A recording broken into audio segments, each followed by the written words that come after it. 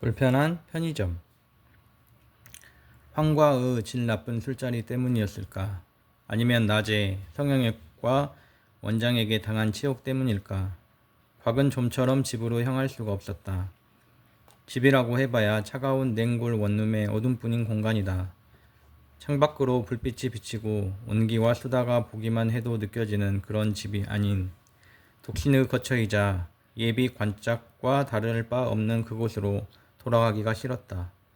그렇다고 이 추위에 딱히 갈 곳도 없다. 곽은 어디서부터 자신의 인생이 망가졌는지 돌아보며 차가운 거리를 걷고 또 걸었다. 운동을 하는 딸에 이어 아들까지 예술고에 가겠다고 하자 목돈이 필요했다. 때마침 들어온 유혹은 적절해 보였다. 그는 사례금으로 치장된 무마 대금을 받아들였고 그것으로 아들의 악기를 사주고 레슨비를 감당했다. 대가는 참혹했다. 가족을 위한 뇌물수수였지만 결국 직업을 잃었고 불명예스러운 삶을 맞이하게 되었다. 흥신소를 차리고 불법과 합법의 경계를 오가며 일하게 되자 아내는 물론 아이들까지도 아빠를 불편해하고 거리를 두는 게 느껴졌다. 젠장. 누군 하고 싶어서 이 일을 하나? 돈을 벌어야 했기에 감당했을 따름이다. 그래도 거친 일을 하며 수모를 겪으면서도 소환을 발휘해 생계를 꾸렸고 자식들을 대학까지 졸업시키고야 말았다. 하지만 이제 그의 능력은 퇴화되었다. 진짜 탐정이라 불리는 민간 조사원들을 따라갈 재간이 없었다. 돈을 벌어오지 못하자 가장의 권위는 땅에 떨어졌다. 결국 아내는 이혼을 요구했다. 아이들은 사회인이 되자마자 기다렸다는 듯 독립을 했고 잊을만 할 때 전화나 한 통 하는 게 다였다. 억울할 건 없다. 당시엔 전혀 이해하지 못했지만 이제는 어느 정도 납득하게 되었다. 지난 2년간 가족과 분리되어 혼자 살게 되자 스스로의 뒷모습을 거울 없이도 볼 수 있게 되었기 때문이다. 혼자 살아보니 곽은 할 줄 아는 게 없었다. 돈만 벌어다 줄 줄 알았지 요리라곤 라면밖에 못 끓였고 세탁기도 돌릴 줄 몰랐다. 자식들과 대화하는 것도 너무나 어색하고 힘이 들었다. 아내야 말할 것도 없었다. 손찌검만 안 했지 수시로 고함을 치고 윽박 지르기 일쑤였다. 아이들 역시 그것을 보고 잘하지 않았겠는가. 결국 고립은 스스로 만든 것이었다. 대화를 나눌 가족이 사라졌고 그것이 스스로의 탓임을 깨닫게 된 곽은 그제야 자신의 입을 가리고 있는 마스크가 편하게 느껴졌다. 진즉에 봉했어야 했다. 가족들에게 무심코 던졌던 폭력적인 말들이 고스란히 자신의 뒤통수에서 울릴 때마다 자업자득이란 말을 되새김질할 수밖에 없었다. 늦겨울 찬바람의 소리 다 깨는 기분으로 시청과 남대문을 지나 서울역에 다다른 곽의 시야에 노숙자 몇이 들어왔다. 그러자 마치 자동 반사처럼 발걸음이 청파동을 향하기 시작했다. 서울역에서 버스를 타고 원효로로 돌아가려 했으나 가는 길에 청파동에 들르기로 마음을 정한 것이다. 오늘의 먼길을 시작한 그곳으로 가 말없는 곰인형처럼 서있을 타깃을 만나 뭐라도 말하고 싶어졌다. 마스크를 벗고 없는 발언권이라도 발휘하고 싶어졌다. 당신을 따라다니다 이 겨울 이렇게 방황하고 있다고. 당신도 나 같은 이유로 방황하고 있냐고. 대체 당신의 정체는 무엇이냐고 묻고 싶었다. 편의점 앞에 다다른 곽은 잠시 머뭇거렸다. 계산대에서 타깃과 한 할머니가 대화를 나누고 있었기 때문이다. 계산하는 물건이 없는 것으로 보아 그냥 손님은 아니었다. 할머니가 무언가를 가리키자 타깃은 그쪽으로 가 물건을 재배치하는 것을 보고서야 곽은 그녀가 이 편의점의 사장임을 파악했다. 자신에게 일을 준 강의 어머니가 바로 저 할머니란 걸 깨닫자 들어가기가 더욱 주저되었다. 그냥 갈까? 고민하는 사이 딸랑 소리와 함께 할머니가 문을 열고 나왔다. 웃으며 타깃에게 손을 흔들고 자기 갈 길을 가는 할머니는 자신과 나이 차이도 얼마 안 나 보였다. 하지만 강의 어머니라면 70이 넘었을 것이다. 저 선한 인상의 어르신이 아들 때문에 고민이 많겠구나 생각하며 곽은 편의점으로 다가가 문을 열었다. 어서 오세요. 한 박자 늦게 인사하는 타깃과 눈을 마주치지 않은 채 곽은 냉장고로 향했다. 겨울이지만 목이 타는 건 왜일까? 쓸데없는 잡념이 많아서다. 시원하게 잡념도 비우고 갈증도 해소하고 싶은 마음에 그는 500ml 맥주를 아무거나 몇 개 집어들고 계산대로 향했다. 손님, 이거 하나를 빼고 이거를 하나 더 가져오시면 4캔 10,000원 되세요. 그래요? 예, 지금은 13,700원인데 이거를 이걸로 바꾸시면 10,000원이니 3,700원 전략이 되는 겁니다. 그렇군요. 곽은 순순히 타깃이 말한 대로 맥주 한 캔을 바꾼 뒤 비닐봉지가 필요하냐는 말에 됐다고 하고 계산을 마쳤다. 4캔은 맥주 중 2개는 파카 주머니에, 나머지 2개는 양손에 들고 편의점을 나온 그는 텅 빈 야외 테이블에 앉아 맥주를 땄다.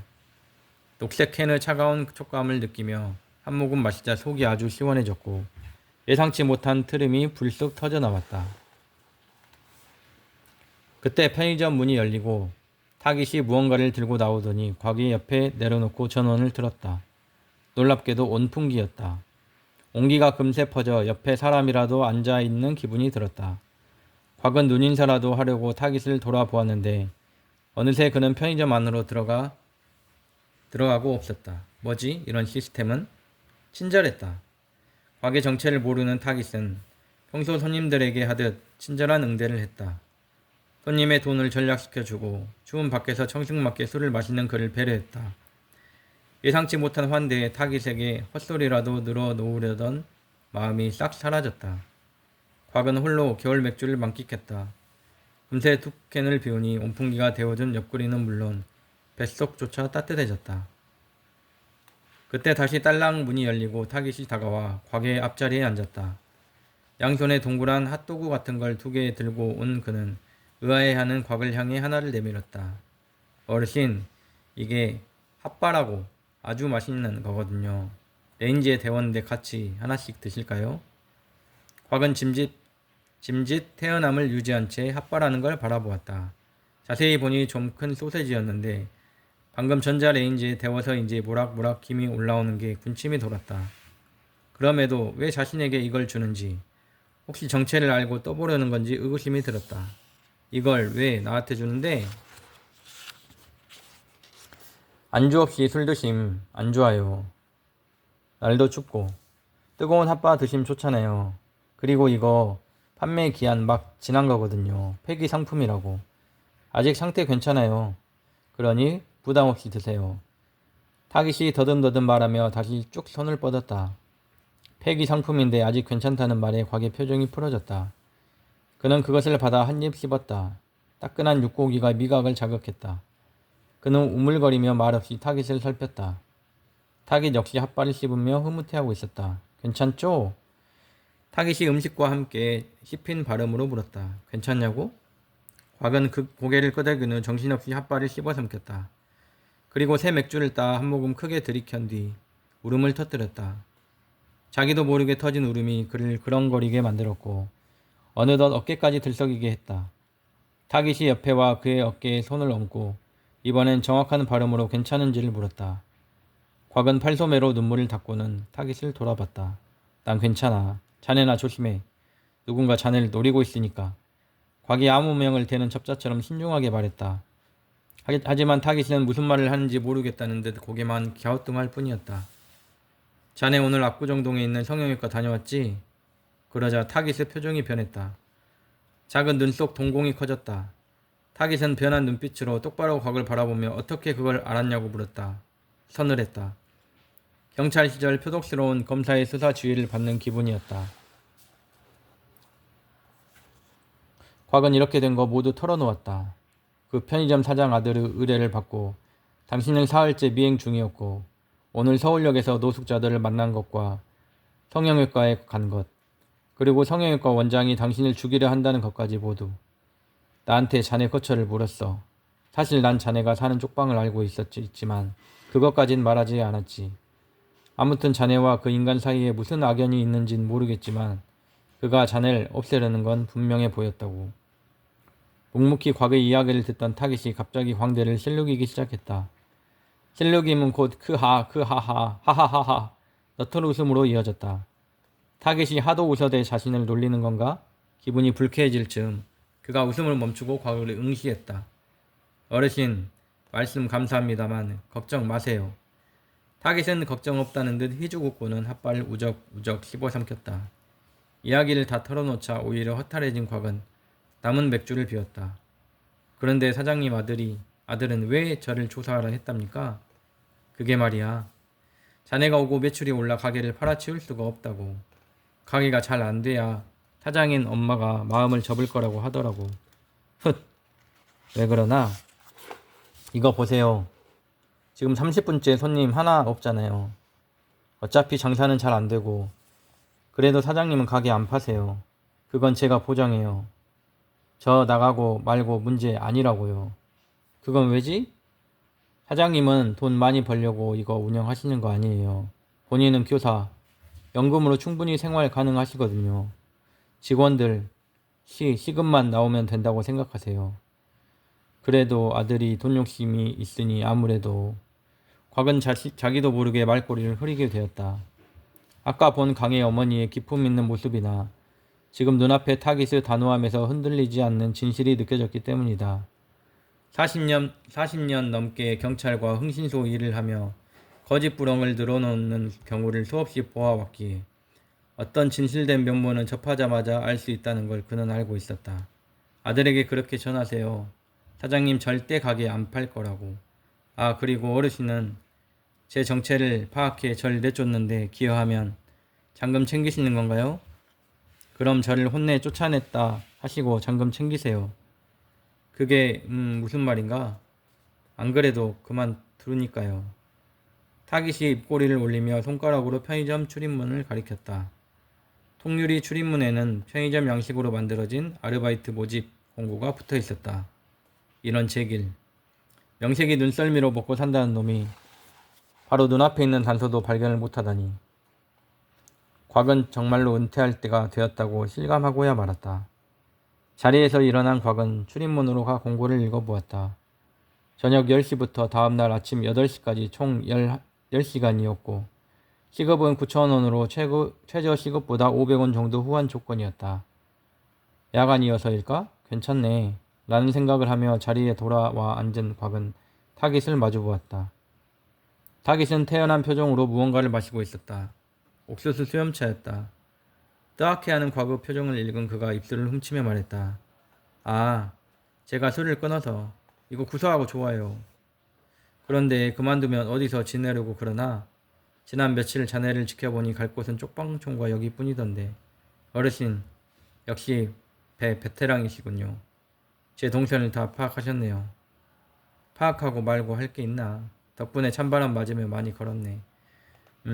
제가 요 며칠 산책을 좀 많이 하긴 했어요. 생각이 많을 땐 산책이 최고거든요. 저 이제 서울 떠나기로 했습니다. 오랫동안 고민한 거였는데 용기가 났어요. 저 대신 가게 일 할 사람만 구해지면 갈 겁니다. 대답이 됐나요? 곽은 말없이 고개를 끄덕이고는 옅게 미소를 머금었다. 무언가 이상한 상황이었다. 절대 접촉해서는 안 될 타깃과 대화를 나누고 있었고 오히려 그로부터 일감 해결의 팁을 얻었다. 자기도 모르게 타깃의 앞날을 신경 쓰게 됐고 답을 듣고는 되레 안도감을 느끼고 있었다. 뭐지? 무엇보다 이곳의 따뜻한 온기가 좋았다. 옆구리를 간지리는 온풍기의 열기도, 앞에 마주 앉아 바람을 막아주는 큰 덩치의 사내도, 직원들 생계를 위해 돈 안 되는 가게를 접지 않는다는 사장이 있는 편의점도. 그럼 어르신은 탐정 뭐 그런 건가요? 타깃이 흥미진진한 눈빛으로 물었다. 뭐 그렇다고 할 수 있겠지만 그냥 흥신소 곽이라고 불리네. 그렇다면 제 의뢰도 받아주시나요? 사람 좀 찾아주실 수 있나요? 이건 또 뭔가? 오늘따라 예상치 못한 데서 일감이 들어오는 게 편치만은 않았다. 곽이 주저하는 모습을 보이자 타깃이 신뢰감 있는 눈빛을 보이며 덧붙였다. 당연히 보수는 드립니다. 의뢰 비용이 어떻게 되세요? 자네는 싸게 해줄게. 그런데 누굴 찾겠다는 거지? 이름과 주민번호를 알면 그냥도 찾아줄 수 있네. 예, 알고 있습니다. 타깃이 담담하게 말했고 곽은 수락의 뜻으로 고개를 끄덕였다. 다만 죽은 사람입니다. 가능하시겠어요? 물론이네. 타깃이 아이처럼 환한 미소를 지으며 고개를 끄덕였다. 곽은 잠시 숨을 고른 뒤 그에게 질문했다. 저기 아르바이트 말일세. 나 같은 노인도 지원이 가능한가? 타깃이 눈빛을 빛내며 상체를 과게 앞으로 쭉 뻗었다. 물론이죠. 그럼 하나만 더 물어보겠네. 나 같은 무뚝뚝한 사람, 그러니까 서비스 업종을 안 해본 사람도 이런 일을 할 수 있겠나? 어르신, 흥신소 하신다면서요. 그거 서비스계의 3D 업종 아닌가요? 뭐 험상궂은 사람들이나 지저분한 사람들 상대하며 맞춰가며 일하셨을 거 아니에요. 여기는 이빨 시리다고 먹던 아이스크림 환불해달라는 JS 할머니 한 분 빼고는 다들 순한 양 같은 손님들 뿐이에요. JS 할머니가 뭔가? JS, 진상이요. 암튼 충분히 잘 하실 수 있습니다. 타깃은 사람이 구해져야 자기가 빨리 그만둘 수 있어 그러는지 매우 적극적으로 곽이 일할 수 있다는 것을 강조했다. 곽은 진지했다. 그는 캔을 들어 맥주를 비운 뒤 타깃을 똑바로 응시하며 말했다. 자네 건을 마지막으로 흥신소 일을 접고 편의점 업계에 투신하겠네. 사장님께 내가 여기 일하고 싶다고 말해줄 수 있겠나? 말씀드리죠. 이력서랑 자기소개서 준비하시면 돼요. 서둘러 주세요. 곽이 고개를 끄덕인 뒤 남은 한 캔의 맥주를 땄다. 타깃이 보조를 맞추듯 옥수수 수염차를 들었다. 두 사람이 건배를 마치자마자 세 명의 청년이 편의점으로 들어갔다. 타깃이 눈인사를 건네며 마스크를 쓰고 편의점으로 향했다. 곽은 맥주를 비운 뒤 다시 마스크를 쓰기 전에 차가운 겨울 공기를 한껏 들이마셨다. 오늘은 여기까지 읽겠습니다. 6월 21일